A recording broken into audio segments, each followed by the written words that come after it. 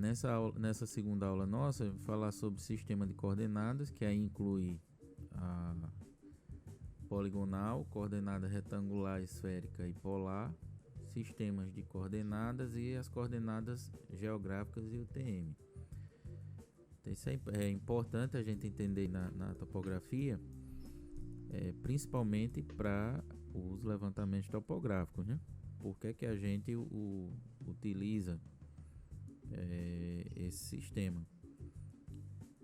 Antes da gente iniciar o levantamento, a gente precisa entender um pouco sobre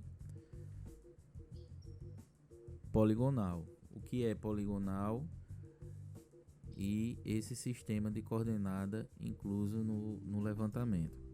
Mas para isso, a gente precisa entender um pouco de como que foi feito o levantamento e o porquê da gente entender de coordenadas dentro de um levantamento topográfico. Existem dois tipos de sistema que dão uma definição unívoca da posição tridimensional dos pontos. Quais são esses sistemas?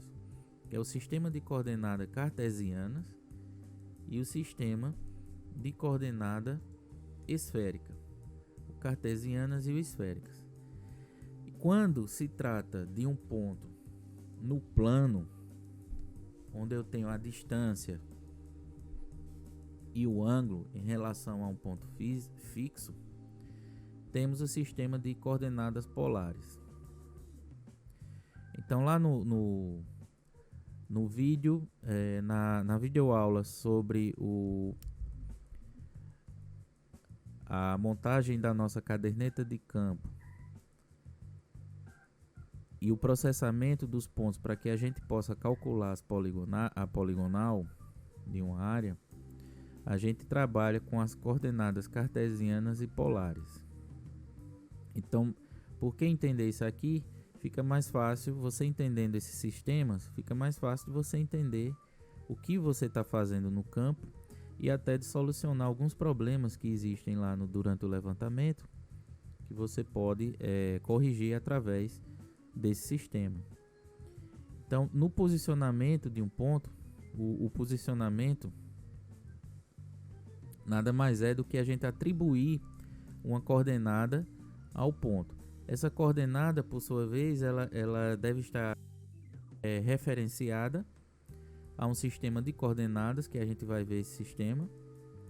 E dentro desse sistema de coordenadas, existem algumas amplamente empregadas em geometria, em trigonometria, que a gente utiliza. E esse sistema, ele representa um ponto no espaço bidimensional ou tridimensional. O que é esse espaço bidimensional e tridimensional? O tridimensional eu vou ter três valores no meu levantamento: as coordenadas x, y e z. O que isso significa? Que eu tenho um ponto referenciado ao norte, este, e o z é a minha altitude do ponto. Em relação ao x, o y e o z, o que é que significa isso no meu levantamento? X e y são as coordenadas, é onde você vai se achar em relação ao sistema geodésico. Onde é que esse ponto está no globo terrestre? É através das coordenadas x e y. E o z é a altura desse ponto em relação à superfície terrestre.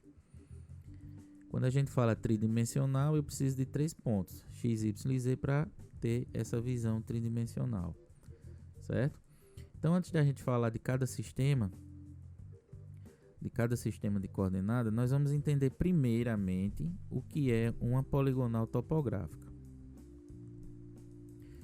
Então, observe aqui essa imagem desse levantamento, em que nós temos aqui a poligonal. Ela é formada pelos seguintes pontos: E0, E1, E2, E3 e E4. Por que é importante entender a NBR 13133? Todo levantamento topográfico ele está baseado na NBR 13133. Então se faz necessário o conhecimento dessa NBR, por quê? Além dela definir o tipo do levantamento, ela vai classificar esse levantamento em relação à precisão.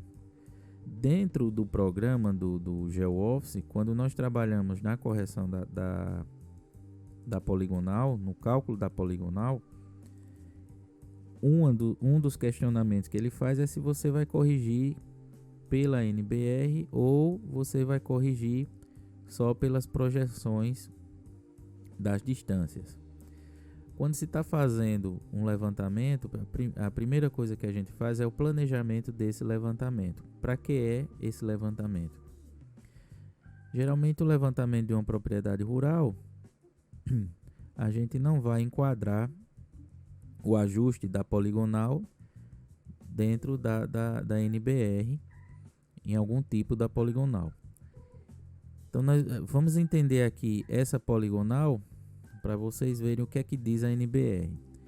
Então, de acordo com a NBR, a definição de poligonal, ele diz que é um conjunto de alinhamentos consecutivos constituído de ângulos e distâncias. Então, o nosso alinhamento aqui, ele é nesse sentido aqui, ó, do E0 para o E1, para o E2, para o E3, para o E4. Eu tenho os meus alinhamentos, e de um alinhamento para o outro, eu tenho aqui o meu ângulo. Tá?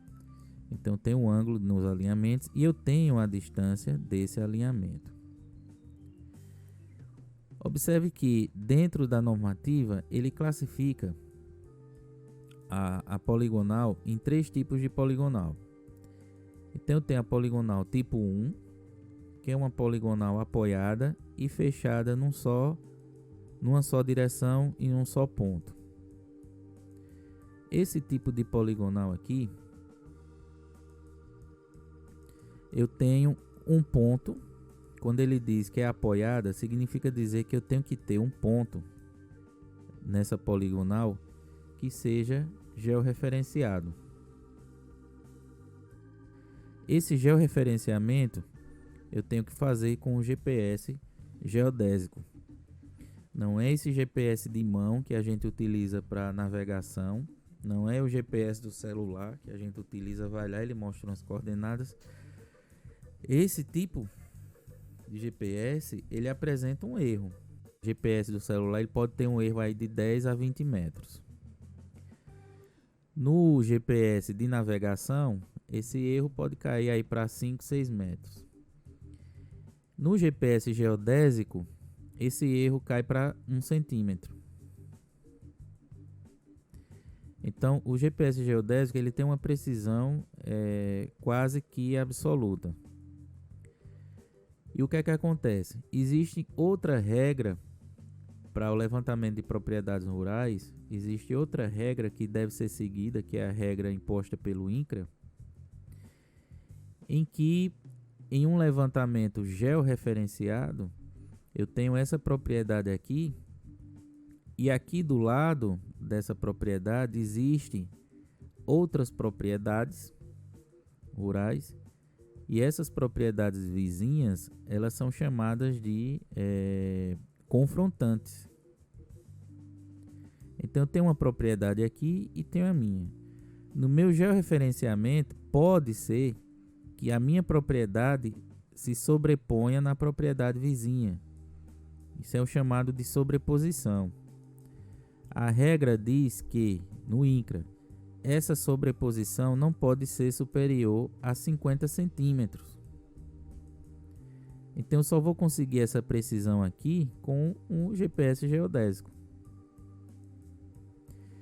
Aí pode me perguntar, professor, mas eu fiz o levantamento lá com a estação total. Como é que eu vou saber que vai dar sobreposição? Se você fez o levantamento com a estação total, você tem que ter, aí entra aqui, pelo menos um ponto aqui georreferenciado. Porque a partir desse ponto, quando a gente entra no software para fazer a correção da poligonal, ele vai pegar essa coordenada desse ponto e vai automaticamente fazer o procedimento que a gente chama de transporte de coordenadas. Ou seja, ele vai pegar essa coordenada de referência e jogar para cá, e através dos cálculos que são feitos, você consegue achar essa coordenada desse ponto. Eu, com essa coordenada aqui, eu consigo achar a coordenada do meu próximo ponto. Então sempre eu tenho que ter uma coordenada ou a informação de um ponto anterior para eu poder achar do próximo ponto. Então, no levantamento existem esses três tipos de poligonais. A poligonal 1 e 2, eu não vou entrar em detalhes aqui em relação à descrição dessas poligonais com mais detalhes, porque vocês têm aí a NBR, tá? Então, se faz necessário você dar uma estudada nisso aí, porque a NBR ela é cobrada em prova. E a NBR também, ela é cobrada em campo. Então, se você vai fazer um levantamento topográfico, todo o teu levantamento você vai fazer, ninguém faz um levantamento do dia para a noite. Existe o planejamento. Então, você vai planejar para qual a finalidade do meu levantamento. Então, vou ver na NBR onde o meu levantamento se enquadra para eu fazer, determinar qual é o tipo de poligonal que eu vou levantar lá no campo, ok? Fazendo isso, eu vou ter o meu levantamento com os dados necessários para eu fazer o processamento. Então, o processamento ele pode ser feito tanto na forma analítica como na forma automática, né? Qual é o objetivo aqui? Você tem que entender o cálculo da forma analítica. Caso contrário, você não vai entender nunca as informações que o software vai te passar. Então não adianta você ter o melhor software de topografia do mundo se você não entender o que a gente chama de teoria da topografia. Se você não tiver esse conhecimento teórico, você não vai saber manipular o programa. E não adianta a gente disponibilizar um material, clica aqui, faça isso, faça aquilo. E aí você vai ser o que a gente chama de mero apertador de botão e um mero acionador de funções, sem entender o que está fazendo. Os softwares de topografia, ele questiona muito antes de executar uma função. Então você fez tua caderneta de campo, inseriu essas informações aqui, todas essas informações aqui, ela vem na estação total. A estação salva essas informações, você descarrega essas informações, tá? E puxa lá para o programa. Se você não souber, primeiro, montar a caderneta de forma que o programa consiga entender o que você quer informar, você não vai sair do lugar. Ah, mas como é que eu vou montar essa caderneta? Isso é o conhecimento teórico. Existe a caderneta de campo para um levantamento com estação total, caderneta de campo para um levantamento com GPS geodésico, com um nível. E aí você pode me questionar o seguinte: professor, mas os equipamentos hoje não são todos são digitais, a gente salva as informações lá, salva. Mas um bom profissional, ele sempre tem o plano B. E se o equipamento descarregar? Se der um problema lá na bateria, você não tem uma bateria sobressalente, vai parar o trabalho. Você já vem fazendo o levantamento aqui, chega no ponto E3, deu problema lá na bateria. Vou ter que parar aqui, retornar lá para o meu escritório, amanhã talvez ou no outro dia eu retorno. E você vai deixar de fazer apenas um ponto aqui porque teu equipamento parou. Se você tiver o plano B, que é a famosa prancheta lá, a caderneta de campo, você termina teu levantamento tranquilamente. E lá no programa você vai adicionar de forma manual os pontos que você não conseguiu salvar no equipamento. Então nem a tecnologia hoje, sem dúvida, ela acelerou um trabalho que a gente poderia levar aqui dias para fazer. A gente fez aí, reduziu, né, o número de dias. Mas que a gente levasse uma semana para fazer esse trabalho aqui, a gente faz em 2 dias. mas você tem que ter as informações lá para poder associar, porque nem o equipamento pode apresentar um problema na hora, tá? Outra coisa também fundamental que a gente tem que ter no planejamento, quando a gente vai fazer o levantamento, a gente tem que o famoso croquis. O que é o croquis? O croquis é um esboço da área. Então, sempre que vai fazer um levantamento, a gente faz uma visita prévia na área que vai se fazer o levantamento, para a gente determinar quais os pontos que vão ser levantados. Por exemplo, nessa propriedade aqui, ó. Então, eu tenho uma casa aqui, eu tenho um curral, eu tenho um açude, tenho área destinada a plantio, 2 áreas destinadas a plantio, e o resto aqui da propriedade está livre. Mas está livre por quê? Você seria capaz de interpretar esse mapa topográfico aqui dessa propriedade? Esse mapa aqui é um mapa plano e altimétrico, ou seja, eu tenho os dados de um plano. Qual é o meu plano? São as minhas estações aqui, ó. É 0, é 1, é 2, é 3, é 4. Esse é o meu plano, que eu tenho as minhas coordenadas de referência e as minhas distâncias. Então, dentro desse meu plano, eu peguei um terceiro ponto, que é as minhas cotas aqui. Esses valores aqui da curva de nível, né? Esse traçado aqui representa a curva de nível, que a gente vai ver isso com mais detalhe. Então, cada linha dessa representa um ponto, que é um ponto de altitude. Então, aqui eu posso representar essa área aqui em um plano, em um sistema tridimensional, né? Porque eu tenho x, y e esses meus números aqui é o meu z. A gente vai ver isso com detalhes, vai ficar mais claro. Mas o que eu quero que você observe aqui é que se você seria capaz de interpretar isso aqui e me dizer por que essa área aqui, ó, da propriedade, ele não usou para nada. Aqui, ó, tem plantio de soja, aqui tem um plantio de milho, aqui tem um curral e o açude. Por que ele não usou essa área aqui? Essa área está ociosa. Por quê? Então, essa é a importância de se ter esse mapa da propriedade. Então, esse é o levantamento topográfico. É essa a finalidade da gente enxergar o que tem lá na propriedade e poder dimensionar ela para o produtor. Aqui não dá não, mas nessa área aqui você pode produzir tal cultura. Ou aqui a gente pode fazer um sistema de pastagem aqui e dimensionar lá para o cara ter um determinado número de animais e trabalhar de forma projetada, né? Então, o fundamental aqui é isso. Então, aqui já me dá uma ideia será que o produtor pode investir em uma máquina, em um trator? Qual o trator viável para essa propriedade aqui? Será que ele precisa investir num trator 4x4, no 4x2, no 4x8? Enfim, todas essas informações aqui são relevantes para a boa gestão da propriedade rural. Entendeu? Então veja a importância da topografia em uma propriedade rural. Outra coisa, você vê um açude, você vê a área, um plantio de soja aqui, um plantio de milho. Se ele quisesse irrigar isso aqui, então você já tem informações aqui, todas as informações necessárias para você fazer o sistema de irrigação dele, você já tem.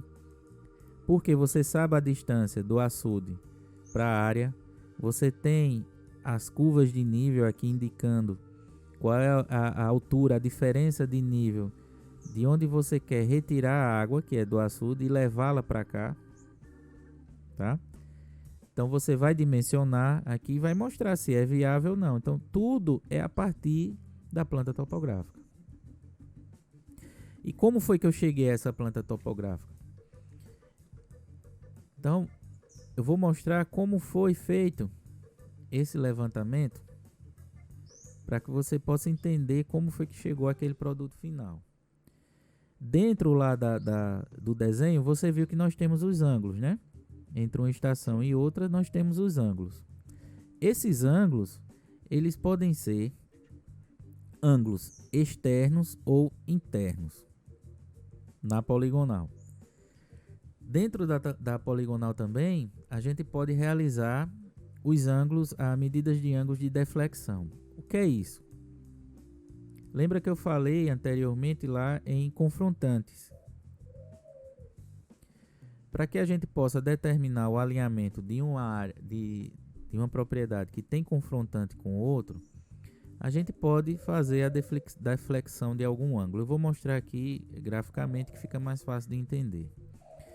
Então vamos falar primeiro dos ângulos externos. Na topografia, quando a gente vai fazer o levantamento, você tem que estar atento ao seguinte. Existe a metodologia do caminhamento, tá? O caminhamento do levantamento. O caminhamento, imagine que você está aqui, no ponto P0. O próximo ponto é o ponto P1, correto? O próximo, o P2. Observe o caminhamento, eu estou fazendo em que sentido? Eu estou saindo do meu P0 e estou indo no sentido horário, certo? Então eu saí do meu ponto e eu estou caminhando no sentido horário. Outra coisa, quando se faz o levantamento de uma área com a estação total, isso tem que ficar bem claro. Qual foi o sentido do caminhamento? Você percorreu o perímetro da área no sentido horário ou no sentido anti-horário? Então vamos lá. Por que a gente tem que saber isso? Porque a estação total, ela trabalha em cima de um eixo. A estação total, ela gira no sentido horário. O equipamento estação total gira no sentido horário. O meu caminhamento pode ser no sentido horário ou anti-horário. O que é que isso vai me determinar? Se eu fizer o levantamento no sentido horário, então vou ter o meu equipamento aqui, tá? Eu vou ter a minha visada de ré. O que é a visada de ré? Eu monto a minha estação total aqui, nivelei o equipamento, é o que a gente chama de centragem e calagem do equipamento. Ele está lá nivelado e está pronto para fazer o levantamento. Então vou fazer uma visada de ré, ou seja, eu vou girar o equipamento no sentido horário até enxergar esse meu ponto aqui.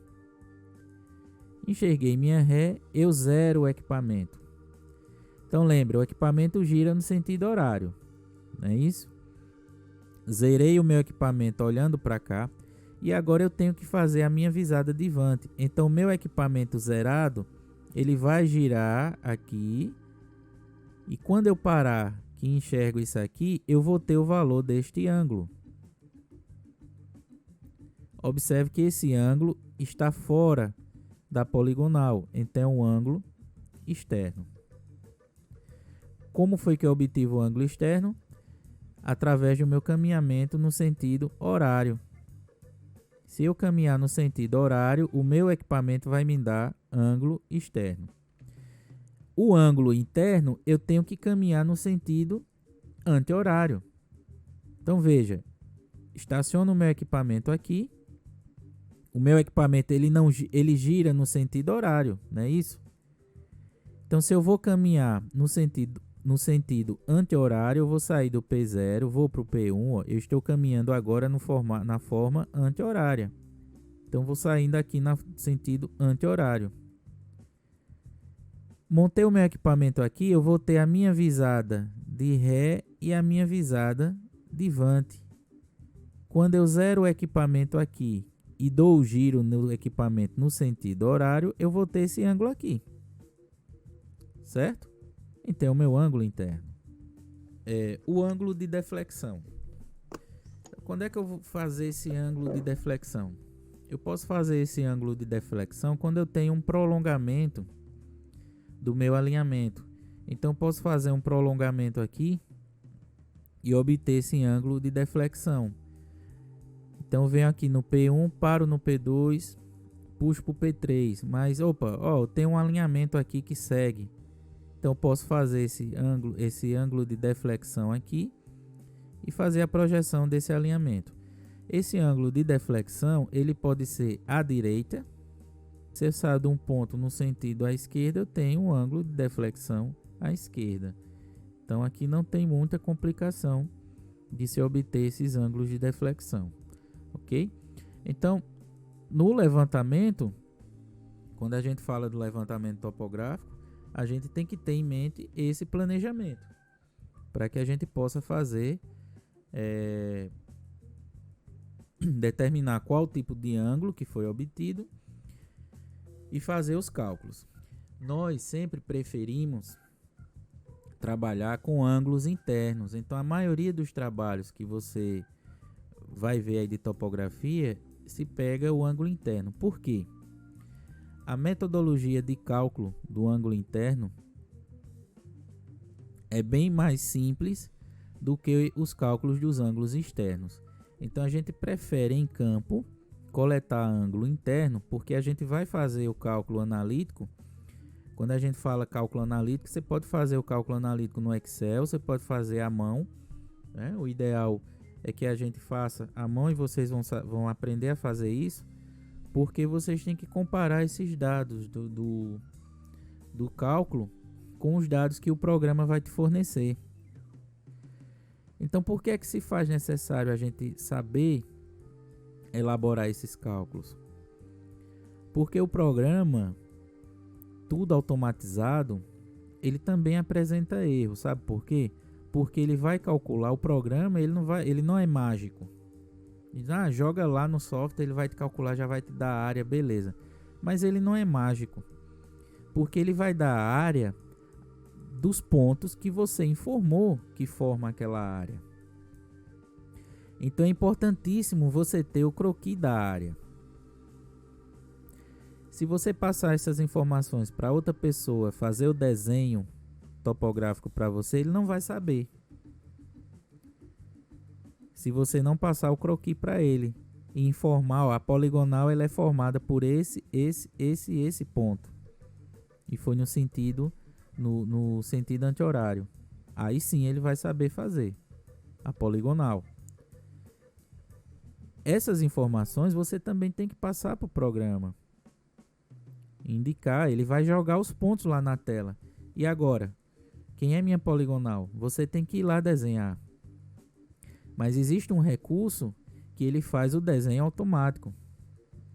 Mas para fazer esse desenho automático, você tem que informar passar esses dados de forma correta para o programa.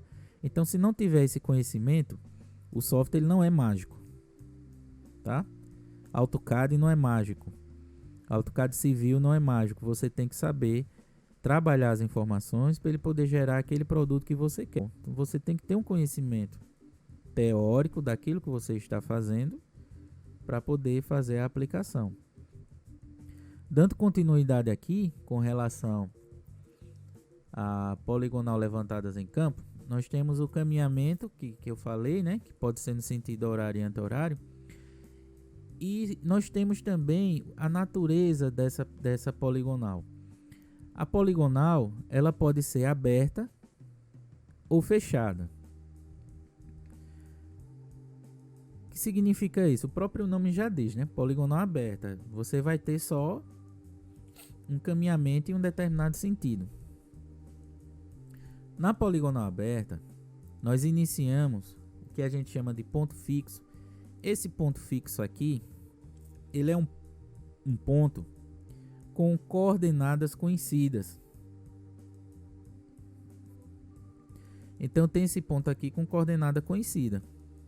A partir desse ponto, eu vou seguir a minha poligonal. Então veja bem, eu vou montar o meu equipamento aqui, vou ter uma visada de ré no meu ponto fixo e vou ter a visada de vante no ponto seguinte. Então faço a leitura aqui, zerei meu equipamento, vou girar ele para cá e vou ter esse ângulo aqui. Aí eu pergunto, esse ângulo é interno ou externo?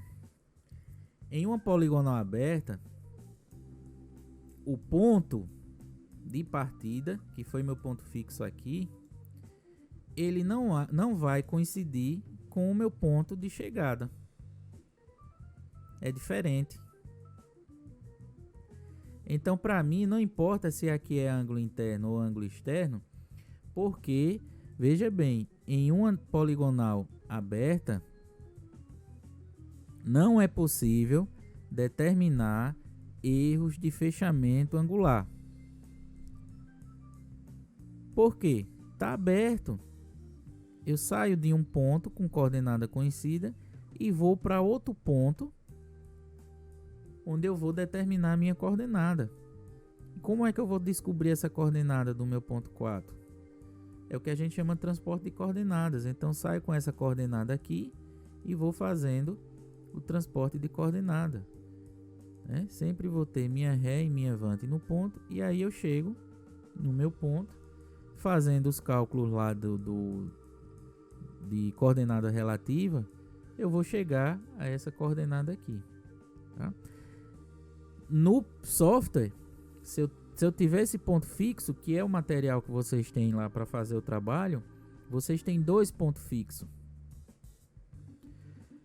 Quais são eles? Eu vou ter um ponto fixo na minha ré, que está aqui, e eu tenho um ponto fixo na minha estação. Lá. Aqui eu estou chamando de P, mas aqui eu posso chamar de estação. Então vou ter estação E0, E1, E2, E3. Sempre a estação E0 é a estação é o local, o ponto onde você iniciou o levantamento. Então é quase que padrão em um levantamento com estação total a gente chamar o primeiro ponto aqui de onde eu vou sair de E0, estação E0. Esse tipo de poligonal a gente utiliza muito em serviço na construção de canais para irrigação, o canal, seja ele para qual utilidade for, estradas, porque estrada você só tem o início, você não dá a volta e fecha, né? Estrada é aberta, o nome já diz. Então isso aqui a gente utiliza muito em estrada, porque eu não preciso corrigir esses ângulos aqui. Logicamente que esse tipo de levantamento você tem que enquadrar lá em algum tipo da poligonal. Vai ser tipo 1, tipo 2, tipo 3. Certo? Então você vendo lá na NBR, tá, eu tenho uma poligonal aberta tipo 3, um exemplo. Então você tem uma precisão aqui muito alta, porque como eu não vou poder corrigir esses ângulos, eu tenho que ser o mais fiel possível nesse levantamento. Evitar o máximo o erro desse ângulo aqui. Então esse tipo aqui geralmente é em estrada, em adutoras. Eu posso utilizar esse tipo de levantamento. Outra coisa também é em rede elétrica. Nesses casos, a gente utiliza a poligonal aberta. Sistema de irrigação. Você quer determinar o alinhamento da tubulação. É uma poligonal aberta. Você vai tirar água desse ponto para esse ponto. Tá? Então, é nesse tipo de levantamento que a gente utiliza a poligonal aberta. Na poligonal fechada, na aberta, eu tinha um ponto fixo e ia para um lugar qualquer. Já na poligonal fechada, veja aqui como o desenho já mostra, eu volto para o mesmo lugar de onde eu parti. Então, meu ponto de partida vai ser o meu ponto de chegada. Então, eu tenho o meu ponto aqui fixo, georreferenciado com as coordenadas. Monto o meu equipamento aqui no P1. Faço a minha visada de ré e advante. Então, eu vou ter aqui, ângulo interno, não é isso? Eu estou caminhando no sentido anti-horário. Se eu estou no anti-horário, eu estou tendo ângulo interno. Certo? Sempre com as minhas visadas de ré e advante. Agora eu vou vir para o ponto 7. E aí eu fecho a minha poligonal com todos os pontos levantados. Parti do meu PF, faço o caminhamento e chego no PF novamente. Então, o ponto de partida coincide com o de chegada. Ela pode estar apoiada ou não. Quando a gente fala na poligonal apoiada ou não, Eu posso ter esse ponto fixo com a coordenada real, tá? Ou arbitrar essa coordenada para que em um segundo momento eu possa ir nesse ponto e georreferenciar esse ponto, certo? Por exemplo, eu vou fazer esse levantamento aqui. Ah, mas eu não vou estar com o meu GPS disponível nesse dia. Não tem problema. Você marcou aqui onde vai ser seu ponto de apoio, tá? Vai fazer as leituras normalmente, tranquilamente. E posterior, você vai lá, o seu ponto vai estar marcado, ninguém retirou o teu ponto de lá, é por isso que é fundamental ter os piquetes lá no local, fixar bem os piquetes.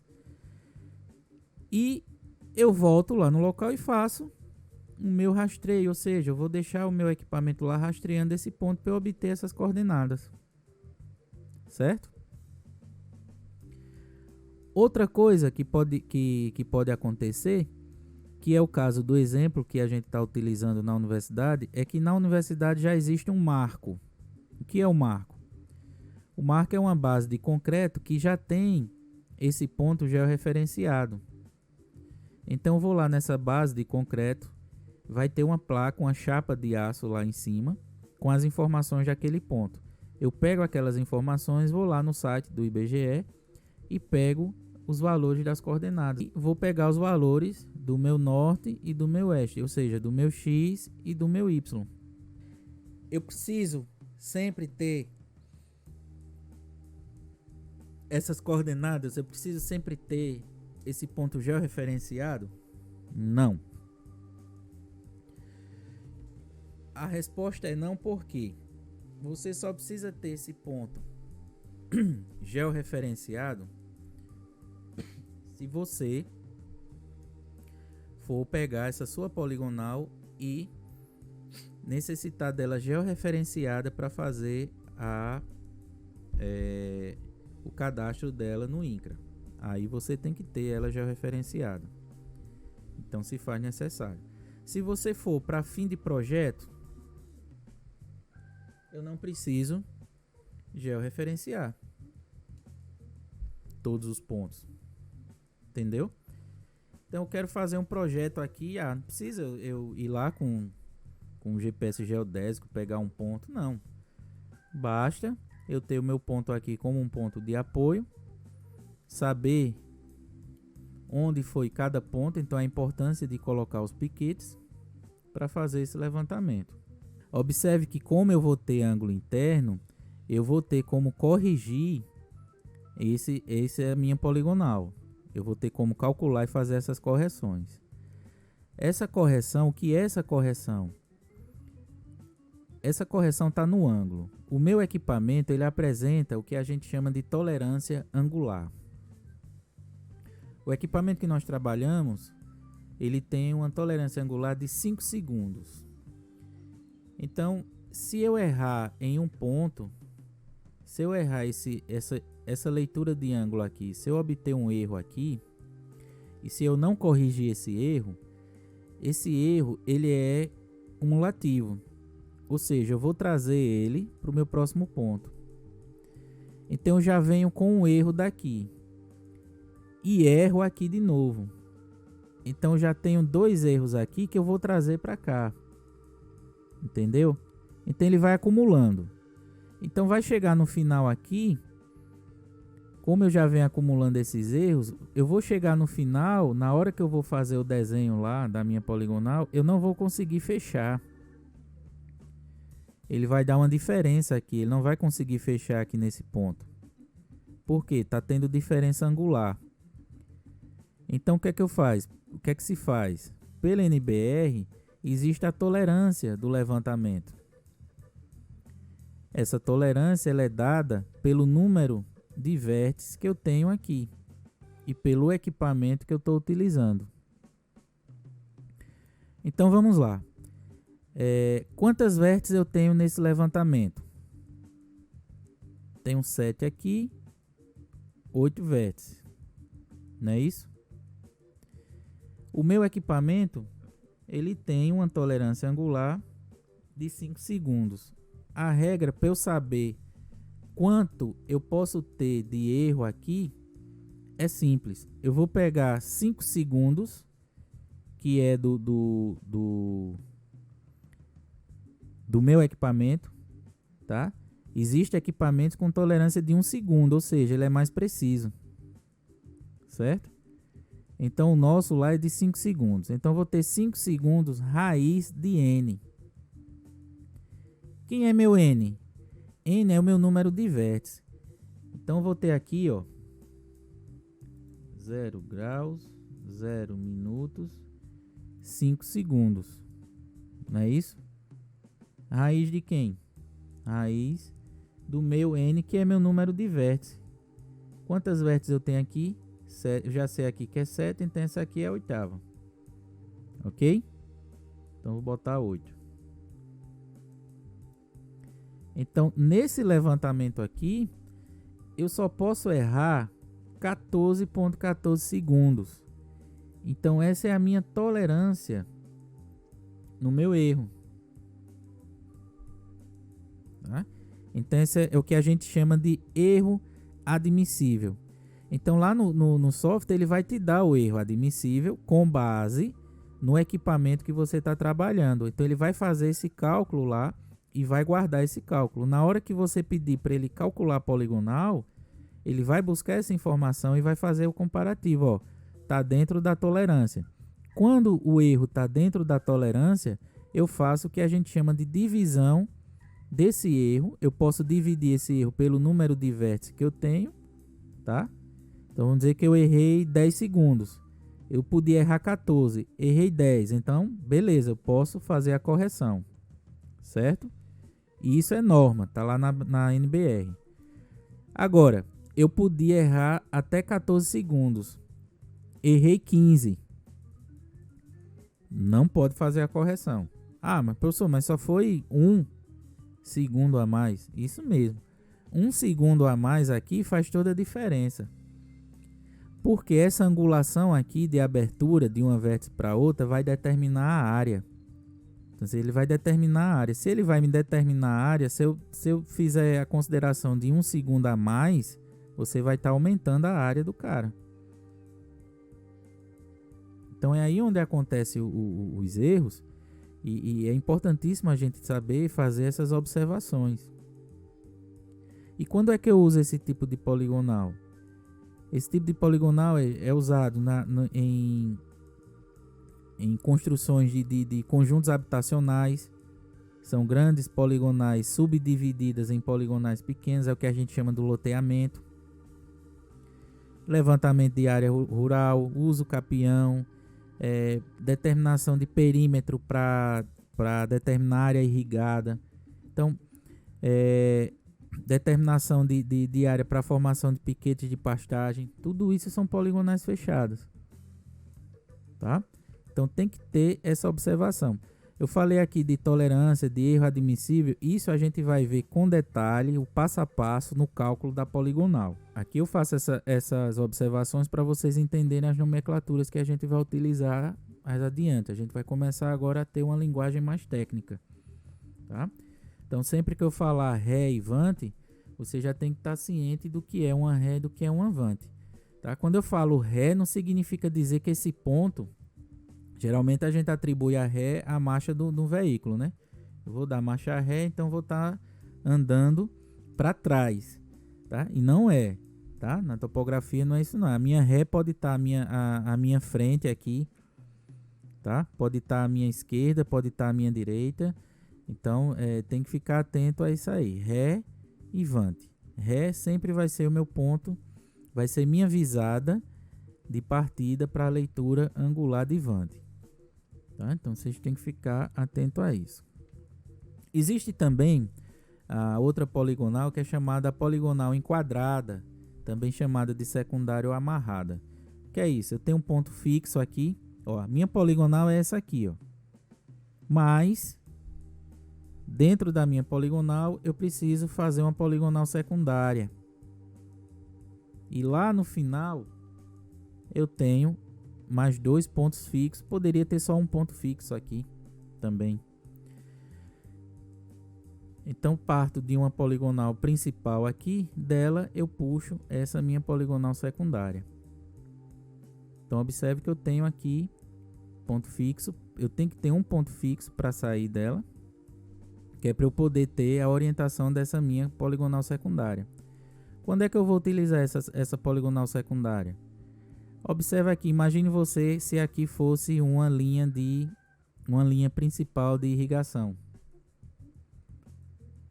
E aí você precisa derivar essa linha aqui para trazer a água para esse ponto aqui, para esse sistema.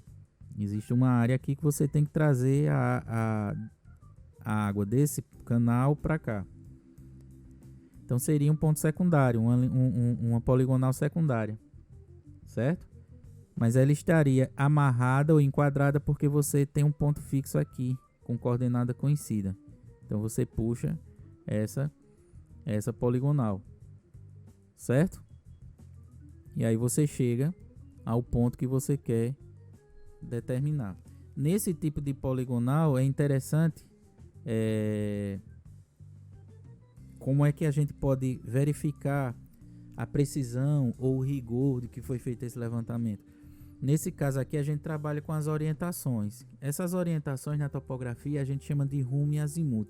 Quando a gente fala na topografia em rumo, a gente está se referindo aos quadrantes norte, sul, leste, oeste, nordeste, sudoeste, noroeste. Então esse é o meu rumo. Mas para eu saber o meu rumo, eu preciso de um valor angular para eu saber para onde eu estou indo. Tá? Geralmente você pega um documento de uma propriedade, que esse documento é chamado de memorial descritivo, e nesse memorial descritivo ele só tem dizendo a partir do ponto, vamos dizer aqui, a partir do ponto P1, tá? E aí ele vai atribuir um azimuth ou um rumo, tá? Só adiantando, o azimuth o azimuth é um ângulo em relação ao norte. Então no memorial descritivo pode vir um azimuth ou pode vir um rumo. Então, ele vai dizer que a partir do ponto 1, com um azimuth de 35 graus, então eu sei que do ponto 1, se eu olhar para o norte e girar no sentido horário 33 graus, eu vou andar 200 metros e chegar ao meu ponto 2. Certo? Ou ele pode dizer que no ponto P1, no sentido nordeste, a 200 metros você vai ver o ponto 2. Então vamos direcionar aqui 33 graus para o nordeste, então você já sabe que vai vir para esse lado e anda os 200 metros e procura lá o ponto 2. Isso é uma forma de documentar a propriedade. Outro método que a gente utiliza, isso é o método de irradiação. Esse método de irradiação, ele também é conhecido como método de decomposição em triângulos ou das coordenadas polares. Então veja bem, esse método de irradiação ele é empregado, a gente utiliza muito ele na avaliação de pequenas propriedades ou pequenas áreas, não vou dizer propriedade não, porque propriedade não é pequena, mas em pequenas áreas. Se eu conseguir enxergar toda essa área, eu posso fazer o meu levantamento por irradiação. Como que é feito esse levantamento? Veja bem, eu posso fazer tanto dentro da minha área ou fora. Mas entenda como que é feita a irradiação. Eu vou ter um único ponto aqui dentro, dentro da área de interesse, e eu vou chamar esse ponto de ponto fixo. A partir desse ponto, eu vou montar o meu equipamento nesse ponto, e desse ponto eu vou fazer as minhas visadas nas minhas vértices. Então cada visada dessa, girando sempre no sentido horário, o meu equipamento ele gira no sentido horário, tá? E eu vou fazer essas leituras, ó. Eu vou ter o meu ponto irradiado. Então a gente chama a letra lá, é o I, de irradiado. Então em uma caderneta, quando você pega e vê lá um ponto com a nomenclatura I, tantos graus, tantos minutos, tantos segundos, você sabe que aquele ponto ele foi irradiado. Ou seja, ele não faz parte da sua vértice, do teu perímetro. É algum ponto que está dentro da sua área. Mas se eu tenho somente ponto irradiado, eu posso determinar essa área. Então veja, eu vou ter vários triângulos, né? Então por isso que ele fala que é a decomposição de triângulos. Então eu vou ter vários triângulos lá na área a partir do meu único ponto aqui. E eu vou ter a leitura de cada um. Então eu tenho aqui a distância horizontal, aqui, e eu vou ter esse ângulo daqui. Então se eu tenho a distância horizontal aqui e eu tenho esse ângulo aqui, então voltando lá à aula que nós tivemos anteriormente, então eu consigo determinar esse lado do triângulo aqui, não consigo? E eu consigo determinar esse lado do triângulo aqui, não consigo? Então eu consigo achar a área do triângulo, né? Então é por isso que chama de decomposição em triângulo. Então eu vou achar a área de vários triângulos e aí eu somo, né? Então veja aqui que eu formei um triângulo com base nas distâncias, né? E no ângulo aqui formado. Então eu consigo achar essa distância aqui, somando todas as distâncias eu vou ter o perímetro deste ângulo, mas para eu ter a minha área, eu preciso saber a área de cada triângulo. Não é isso? Então fica bem fácil de você determinar essa área aí. É um método mais simples de se fazer, lógico, mas isso só pode ser feito em uma área pequena, tá? Que você consiga enxergar todos os pontos. Se você não consegue enxergar os pontos da tua poligonal, então você vai ter que fazer por caminhamento, tá? Então esse tipo aí morre. A precisão, você tem um ponto fixo aqui, você automaticamente vai transpor essas coordenadas para cá. A necessidade de eu ter esse ponto georreferenciado? Não. Se, por exemplo, eu posso combinar o meu levantamento por caminhamento com pontos irradiados, certo? Por exemplo, eu estou fazendo a minha poligonal aqui. Imagine que eu estou aqui, certo? Estou fazendo o caminhamento anti-horário aqui. Cheguei nesse ponto, eu enxerguei aqui uma base. Então eu posso marcar essa base pelo sistema de irradiação, né? E fazer essa leitura. Dentro do meu caminhamento eu posso fazer essa junção de levantamento, tanto por caminhamento e dentro do meu caminhamento colocar uns pontos irradiados. Nesse caso aí a gente chama de amarração de detalhes.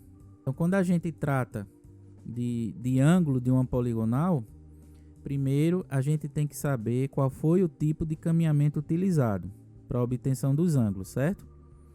Então nós temos aí o ângulo externo e o ângulo interno. A gente já detalhou. Aí observa o seguinte, ó. Então eu vou ter aqui a minha estação. Como é que eu fiz esse levantamento aqui, ó? Tá vendo o pontinho aqui, ó? Eu estacionei o meu equipamento aqui, certo? Nesse ponto aqui, no meu E0, ele está sendo mostrado lá. Eu vou ter uma visada no meu ponto E4 e vou ter uma visada no meu ponto E1. A minha visada no ponto E4, o meu sentido de caminhamento é anti-horário, certo? Se eu vou caminhar no sentido anti-horário, eu vou obter meus ângulos internos. Então eu zerei o meu equipamento aqui olhando para o meu E4. Então eu olho aqui para o meu E4.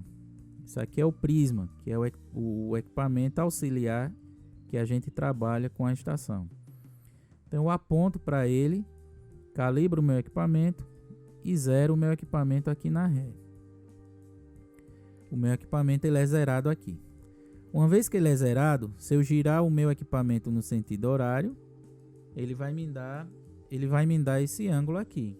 Então quando eu tenho esse ângulo interno aqui, eu vou ter aqui o meu ângulo de 80 graus, 0 minutos, 49 segundos. É esse ângulo aqui, ó. Certo? A mesma coisa eu vou fazer para cá. Então eu vou trazer o meu equipamento para o meu ponto E2. Vou zerar o meu equipamento olhando para o E0.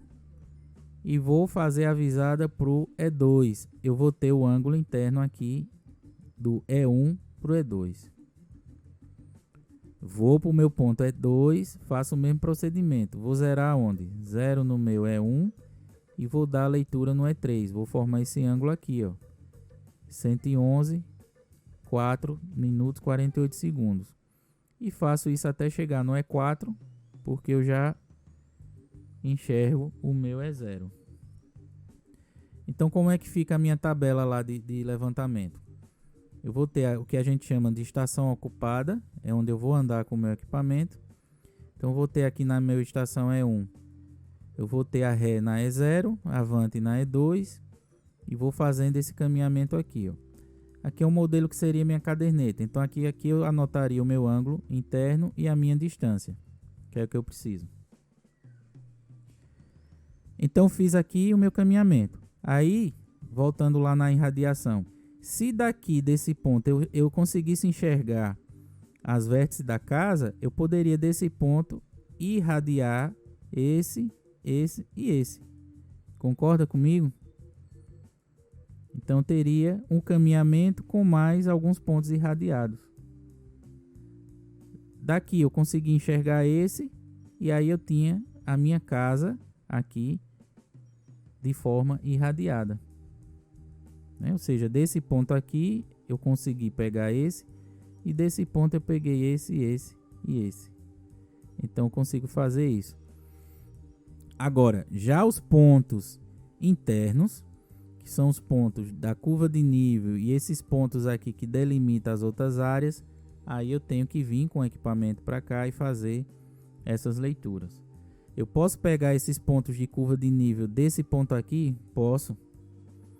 Cada pontinho desse aqui é um ponto irradiado. Aí você pode perguntar, professor, qual é a distância máxima que o meu equipamento consegue fazer a leitura?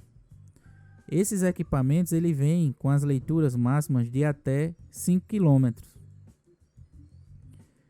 Mas é totalmente inviável eu estar com o equipamento aqui e tentar enxergar você segurando o prisma aqui a 5 km de distância.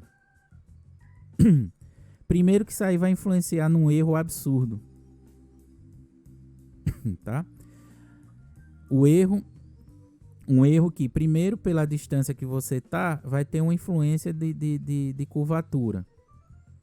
Que considera nessa distância um erro de curvatura. Então a gente evita trabalhar com grandes distâncias.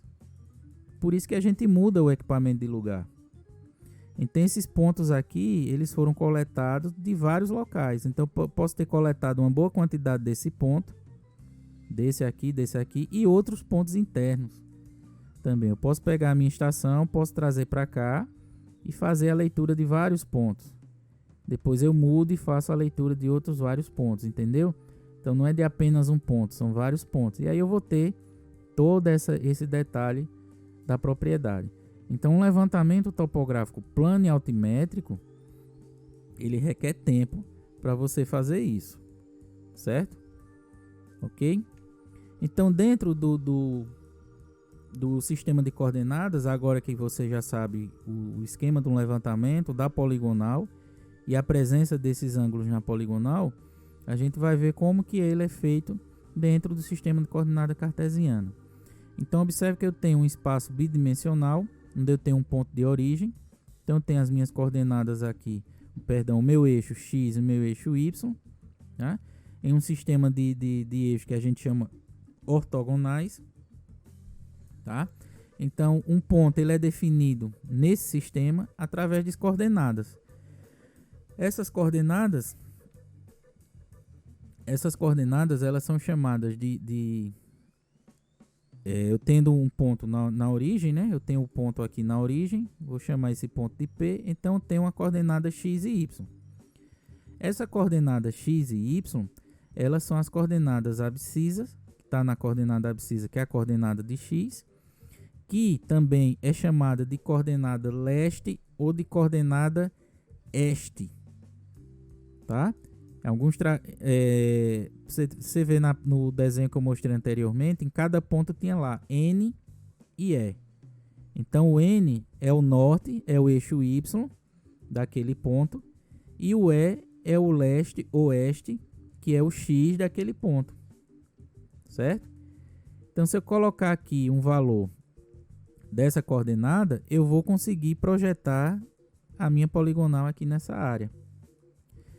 Então, por exemplo, eu tenho aqui, ó, partindo da minha origem aqui, eu tenho como exemplo esses pontos aqui, ó, o ponto A, B, C e D. O ponto A, ele está no eixo X valendo 10 e no eixo Y valendo 10. Então, tem o meu ponto A aí, tá? O meu ponto B, 15 no X e 25 no Y. O meu ponto C é 20 no X e menos 15 no Y. Então, eu desci aqui, certo? Então, ó, positivo, positivo, negativo e negativo. Isso, por que a gente tem que saber isso? Porque no rumo e azimuth a gente tem que saber qual é o quadrante que o nosso ponto está, para a gente poder fazer o memorial. Então, a gente tem que entender isso aí. Então, o meu ponto D está projetado no oeste de 30 e no norte de 5. Fazendo o meu desenho aqui, eu vou ter essa minha poligonal. E o que é que eu tenho a mais lá? Eu vou ter a distância entre esses pontos. O meu equipamento vai me dar essas distâncias. E essa distância é a minha distância inclinada ou a minha distância horizontal. Se eu estiver trabalhando com nivelamento, a minha distância é distância horizontal. Certo? Se eu estiver trabalhando com a estação total, eu tenho que considerar isso aqui como a distância inclinada. Por quê? Porque a minha luneta lá da estação, ela é móvel. A minha luneta do nível, ela é fixa. Mostrei lá na primeira aula, lá quando eu mostrei os equipamentos, né? A luneta do nível, ela é fixa. Então, ele trabalha numa linha horizontal. A estação total, ela trabalha numa linha vertical e horizontal. A gente consegue fixar essa aqui, mas essa aqui, ela é móvel. Você consegue regular ela para cima ou para baixo para justamente achar o prisma. E aí ele vai dar essa diferença de nível, tá? Então essas são as minhas coordenadas cartesianas, certo? Dentro das minhas coordenadas cartesianas ou retangulares, observa o seguinte, ó. Eu tenho aqui no sistema cartesiano os eixos perpendiculares no plano. Então tenho aqui o norte, o sul, o oeste e o oeste, certo? Dentro, eu vou projetar agora um ponto. Como é que eu vou achar as coordenadas daquele ponto? Eu tenho uma coordenada aqui conhecida, ou eu posso arbitrar. E aí eu levo as coordenadas do meu ponto de origem para o meu ponto A.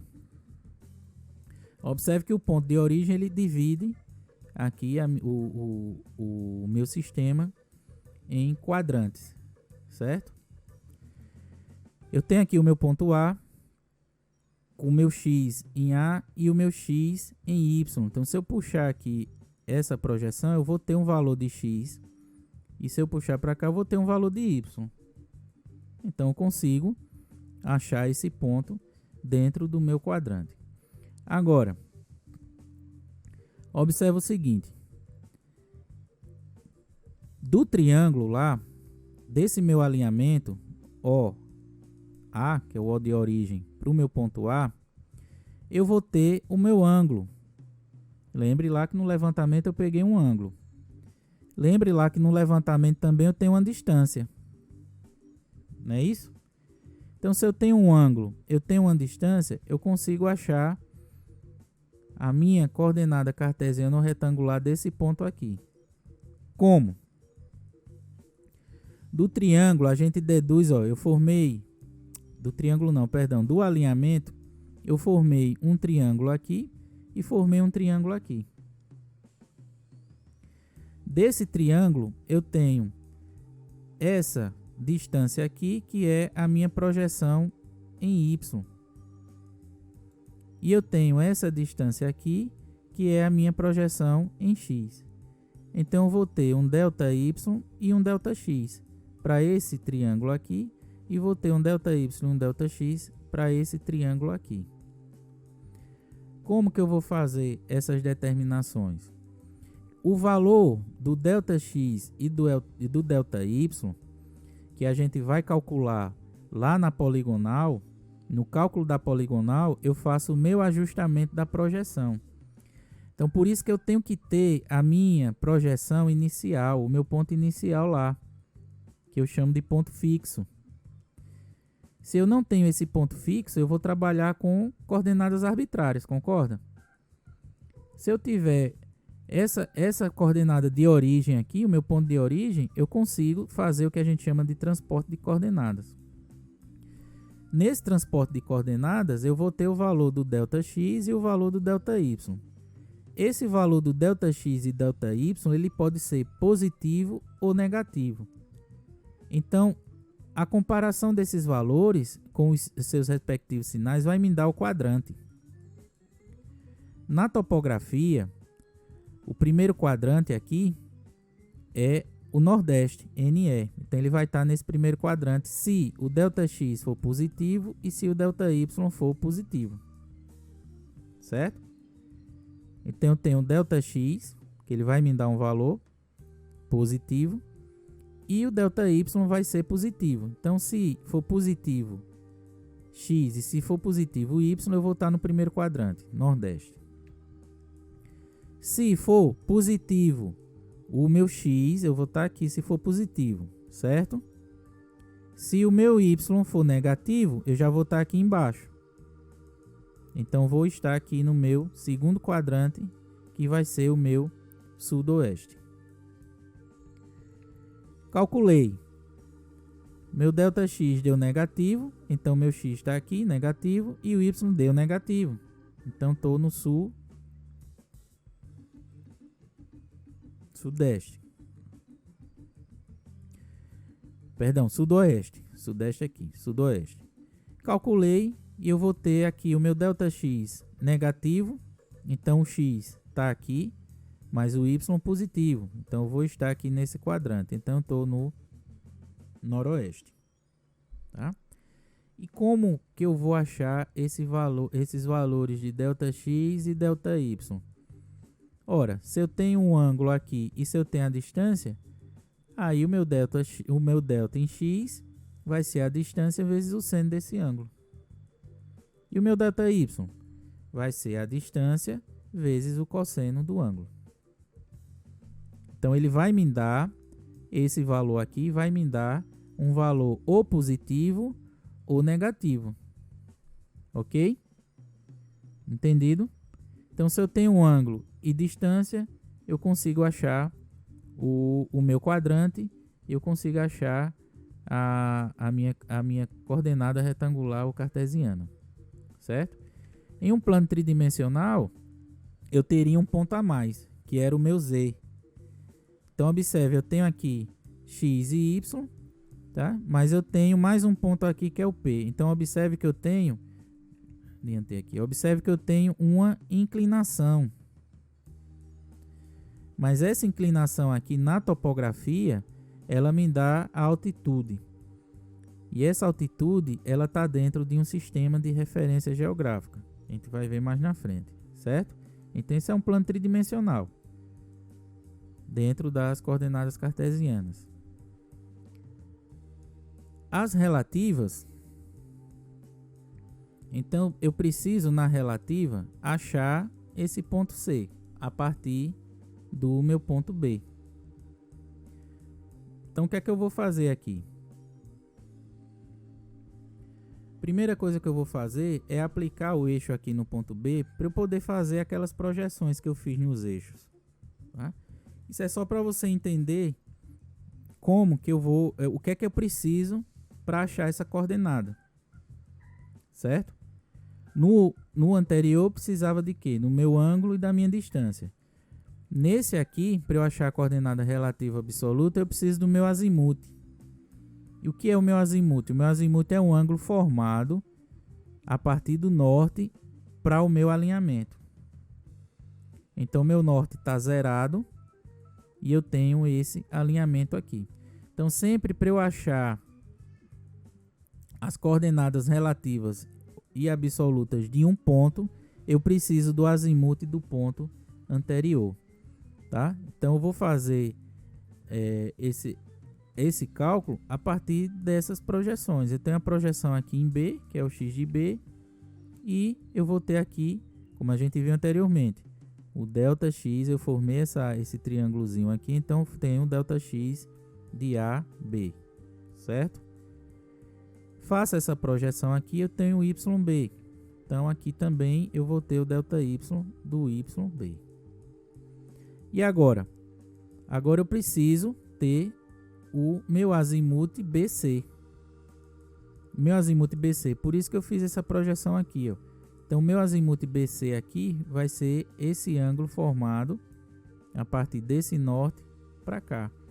E para eu calcular esse azimuth BC aqui, eu preciso do azimuth do ângulo anterior, tá? Então, eu vou achar esse azimuth aqui. Fazendo as projeções também, eu vou ter o ΔX do alinhamento BC e o ΔY do alinhamento BC. Como que a gente vai fazer esses cálculos aqui? Não é o momento agora, eu estou mostrando só como é que você acha o que está envolvido para você trabalhar nesse sistema de coordenada, tá? O cálculo disso aqui, do azimuth de um ponto, do alinhamento tal, a gente vai ver no cálculo da poligonal. Por quê? Porque eu vou ter o azimuth do meu ponto de partida e a partir dele você acha os azimuths dos outros pontos, tá? Então, o cálculo a gente vai ver mais adiante. E o sistema de orientação entre dois pontos por coordenada, que eu falei, você tem um rumo e tem um azimuth. No anterior foi o sistema de coordenada relativa e absoluta. Eu consigo achar o meu ponto aqui, x e y, tá? Através do azimuth. O rumo, ele vai me dar a orientação entre dois pontos, tá? Então tem um ponto A e o ponto B, tá? Então tem aqui as projeções. Eu vou saber em relação ao ponto A onde que está o ponto B. E o valor que vai me dar isso aqui, como a gente viu anteriormente, é o rumo, né? E vai me dizer em qual quadrante esse ponto está, certo? Então eu tenho aí, ó, as coordenadas em B e as coordenadas em A. Esse ângulo aqui vai me dizer o rumo, certo? Eu vou ter uma distância, né? E eu tenho também aqui, pela formação do triângulo aqui, perdão, esse rumo aqui, que é o inverso desse, é o mesmo valor para esse rumo aqui. Então, como é que eu vou achar esse rumo? Então, pela regrinha lá que a gente viu, da trigonometria, eu tenho aqui o rumo, né, que eu vou ter o ΔX, delta de x dividido pelo ΔY. Só que o rumo da linha, nós vimos lá anteriormente, eu tenho um ΔX de AB e o ΔY de AB, desses dois pontos aqui. Então, para eu achar o rumo desses pontos, eu vou ter o arco tangente de ΔX e ΔY. O arco tangente na calculadora nada mais é do que no caso aqui, o arco tangente é o tangente a menos 1 na calculadora. Aqui, que na calculadora é esse botão aqui. No caso aqui é o inverso, ó. No caso é o shift. Tangente a menos 1 é o arco tangente, tá? Então, se eu for calcular aqui, fazer esse cálculo, eu vou usar essa função na calculadora, ok? Para eu achar a distância, aí vem aquela lei dos senos. Para eu achar essa distância aqui, tá? Na lei dos senos, eu vou ter essa fórmula aqui. E para eu achar na lei do cosseno, Pitágoras, tá? Como eu vou ter, preste atenção, esses valores aqui eu vou ter. Sempre eu vou ter esses valores, porque eu já parti lá de uma coordenada conhecida.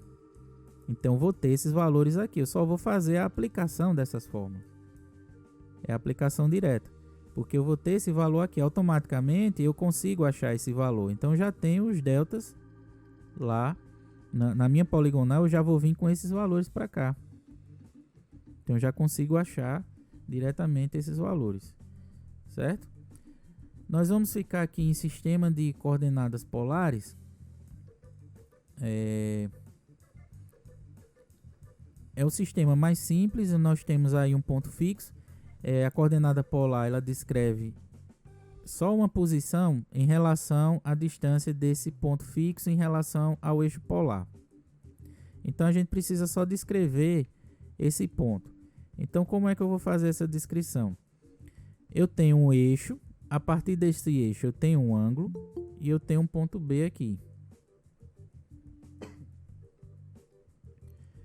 Esse ponto B aqui, P, ele tem esse R, que é a distância, e tem um ângulo aqui representado pelo θ. Tá? Então, esse R e esse θ são as minhas coordenadas polares. Certo?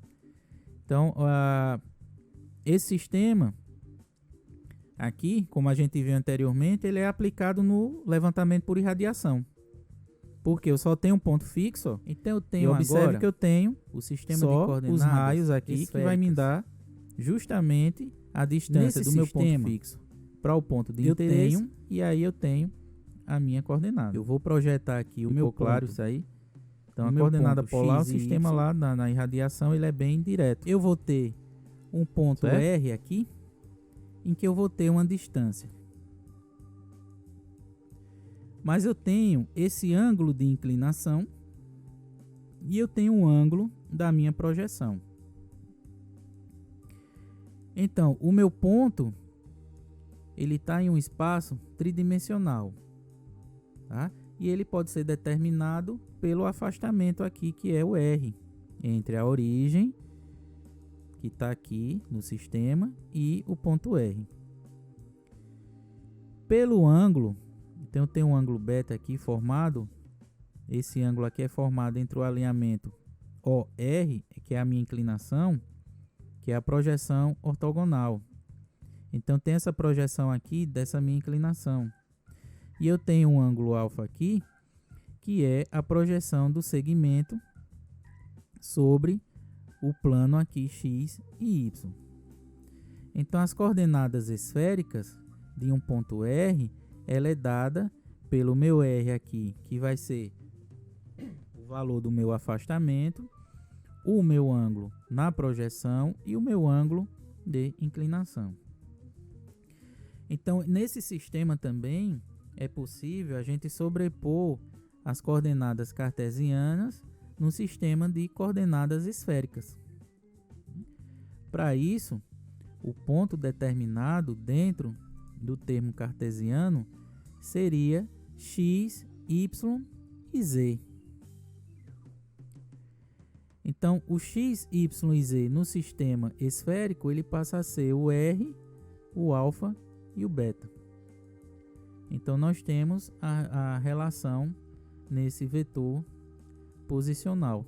Então, x, y e z vai ser projetado pelo r no afastamento, que eu posso ter esse vetor aqui com cosseno do beta, cosseno do alfa, cosseno do beta, seno do alfa e o seno de beta. Esse sistema esférico aqui a gente utiliza quando a gente quer fazer a modelagem 3D da superfície do terreno. Então a gente utiliza muito isso aí no mapeamento, a gente utiliza no georreferenciamento, a gente utiliza quando a gente faz trabalhos de nivelamento, sistematização de terrenos. Nós fazemos as projeções e geramos o mapa em 3 dimensões. Aí quando a gente utiliza esse sistema de coordenadas esféricas. E no sistema de coordenadas de superfície de referência. Então vejamos o seguinte. Na topografia, a gente trabalha com latitude, longitude, coordenadas N, E e pontos de altitude. Esses pontos de altitude são chamados de altitude, pode ser uma altitude ortométrica, geométrica, ou a gente fala em altitude em relação ao nível do mar. Então, um levantamento topográfico ele pode ser georreferenciado, planimétrico, altimétrico, plane-altimétrico. Então, dentro de um levantamento, eu tenho todos os sistemas de coordenadas e ainda tenho um sistema, se eu georreferenciar esse levantamento, eu vou ter um sistema de superfície de referência. A gente sabe que a superfície terrestre ela não é regular, né? Ela apresenta irregularidades. E aí se utiliza-se de modelos para fazer essa representação o mais simples possível. Então, transformar essa superfície irregular em regulares e geométricos. Dessa forma, a gente pode aproximar o valor mais real possível. É através desses modelos matemáticos que se faz os cálculos para a gente ter o valor da altitude na superfície de referência. Então, cada um desses modelos ele tem sua aplicação.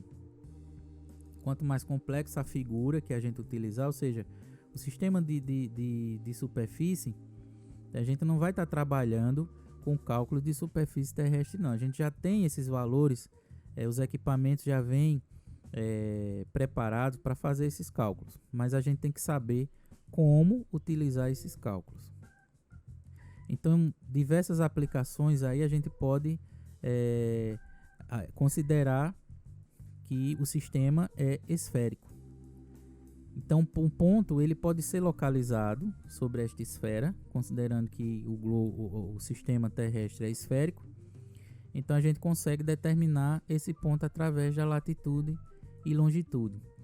Tratando de sistema astronômico, nós temos a latitude astronômica e a longitude astronômica. Então, a latitude astronômica, ela está ela é de um arco do meridiano contado desde o Equador até o ponto considerável. Por convenção, ela é positiva no hemisfério norte e negativa no hemisfério sul. E a longitude, então tem aqui a latitude e a longitude é o arco, né, do Equador contado desde o meridiano de Greenwich até o meridiano do ponto considerado. Então a gente faz esse cruzamento e nós temos os valores de latitude e longitude. Obedecendo aqui que por convenção a longitude varia de 0 a 180 no sentido leste de Greenwich e de 0 a menos 180 do oeste de Greenwich. Nós temos aí também o modelo elipsoidal.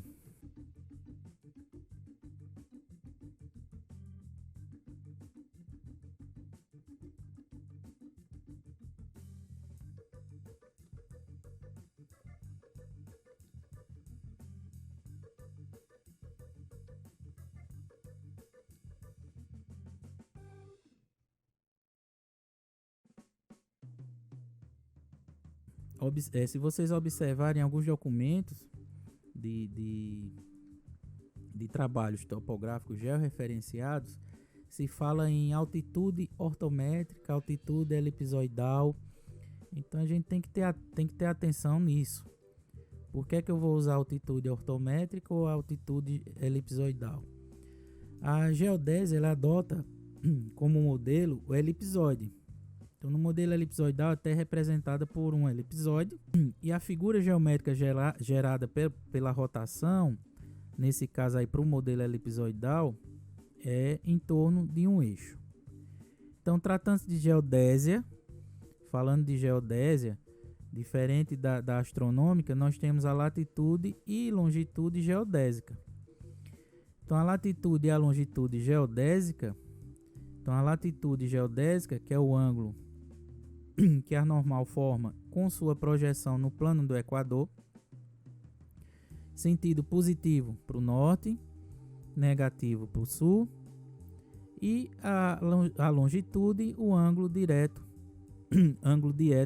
formado pelo meridiano geodésico de Greenwich.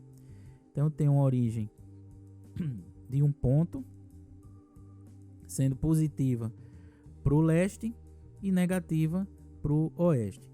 Então, esse modelo aqui de latitude e longitude geodésica, como o próprio nome já diz, são os valores que o GPS geodésico nos fornece.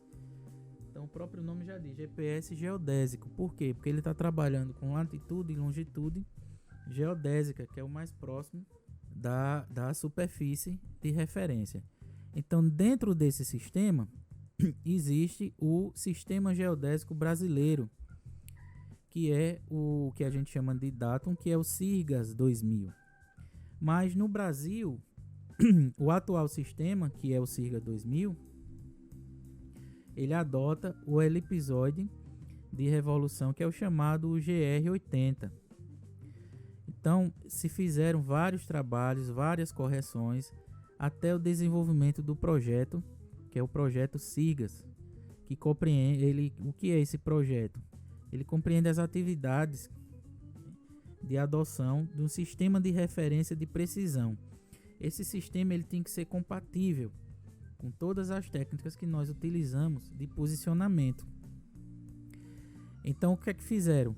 Um estudo em relação a esse posicionamento associado ao sistema de posicionamento global. Então, a gente tem que estar o mais próximo da realidade possível. Então, foram fazendo os ajustes e hoje existem vários data. Data é o plural de datum, tá? Então, mundialmente falando, existem vários. Então, se eu estou nos Estados Unidos, eu vou utilizar um. Aqui no Brasil, são conhecidos 3 sistemas. Esses sistemas, que é o Córrego Alegre, o SAD 69 e o atual, o SIRGAS 2000. Esses 3 sistemas, eles são reconhecidos pelo IBGE. Só que o IBGE, a partir de 2015, ele adotou o SIRGAS 2000 como o principal sistema de referência de superfície para levantamentos georreferenciados no Brasil. Então, todo o sistema de georreferenciamento no Brasil ele está referenciado ao SIRGAS 2000, certo? Então, nós temos as coordenadas, a latitude e a longitude, o norte-oeste, que é em cima desse sistema de coordenadas. E aí são as coordenadas UTMs, também conhecidas como coordenadas UTMs. Lá no desenho anterior da propriedade, se vocês observarem o N e o E, ali são coordenadas UTM, que podem ser convertidas em latitude e longitude tranquilamente. Tá? E o nosso sistema aqui, o modelo geoidal, pra vocês terem uma ideia, então nós temos aqui o que é considerado a esfera e o que é considerado o elipsoide e, logicamente, aqui o nosso geoide.